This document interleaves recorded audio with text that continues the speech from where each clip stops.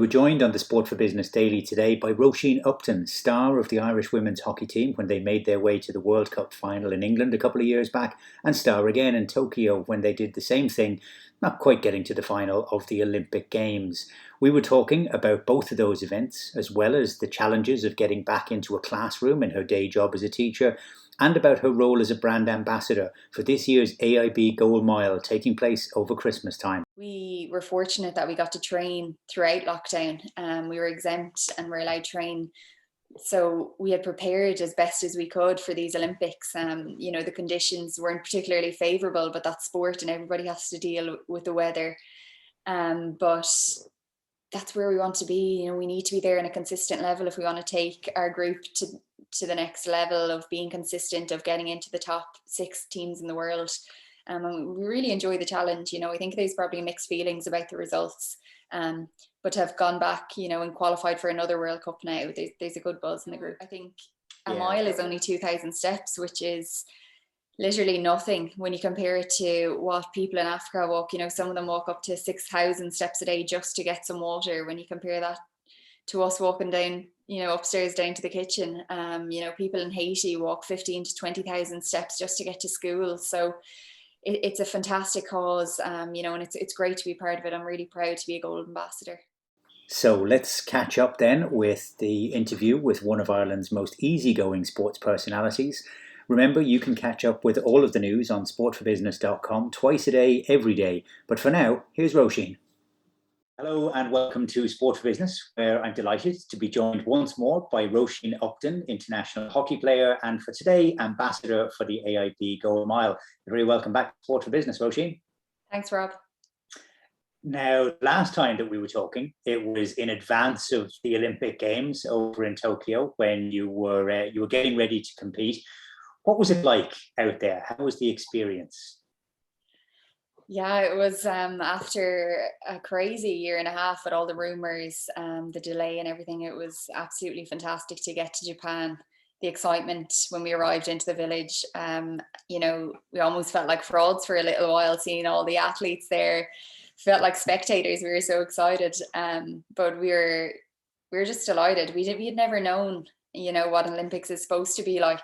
So we just made our own fun. We enjoyed every minute. We had to wear a mask going everywhere. We had all the precautions there. It was extremely safe. But yeah, we enjoyed every minute of the 3 weeks. And I think we're really grateful that we had 5 opportunities, 5 games to play in the Olympics compared to what some athletes have face. Yeah, and it was good that you didn't break your wrist or anything like that in any of the games this time around. So tell me, what was it like compared to the World Cup? Because, similar international competition. At the World Cup, you were the complete underdogs and you were kind of, outperforming and magically getting to a final. This time around started well, then a little bit of disappointment towards the end. How did it work out with the group? Because there's a great team dynamic in there. Was it very different this time around? The whole experience was entirely different, to be honest. I suppose off the pitch, the stands weren't full, our families weren't there. You had the uncertainty of COVID. Even while you were there, nobody wanted to catch it. Everybody was taking extra precautions, even though it was extremely safe. It wasn't in the village. So you had that element of things, but then on the pitch, it was exactly where we wanted to be, competing with the best teams in the world. And we were fortunate that we got to train throughout lockdown. We were exempt and were allowed to train. So we had prepared as best as we could for these Olympics. The conditions weren't particularly favourable, but that's sport and everybody has to deal with the weather. But that's where we want to be. We need to be there on a consistent level if we want to take our group to the next level of being consistent, of getting into the top 6 teams in the world. And we really enjoy the challenge. I think there's probably mixed feelings about the results. But to have gone back, and qualified for another World Cup now, there's a good buzz in the group. Yeah, that was kind of in the mix there. It must have felt, quite challenging to actually go back there and qualify, having been to a final. You kind of think maybe that'll give me an exemption, for next time around. But you did it. You went out there. You won your place. That's on next July. What's the preparation timetable look like for that now? Yeah, well, we didn't have too much time off after the Olympics. You know, we had to regroup pretty quickly for those qualifiers in Italy in October.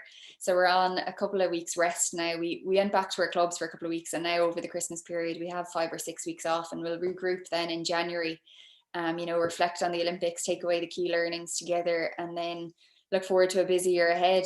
As you said, we'll have hopefully a couple of more friendly games in the build up to this major championships than we would have last year. And then we'll have the World Cup in July, but we have another important tournament in August that'll be on home soil, which will hopefully we'll win that to regain our status in the A division of the Europeans. And then there's also another tournament next December to gain crucial ranking points, which will be really important to qualify for Paris. So there's a busier ahead. So just trying to wind down and enjoy the time off now as best you can.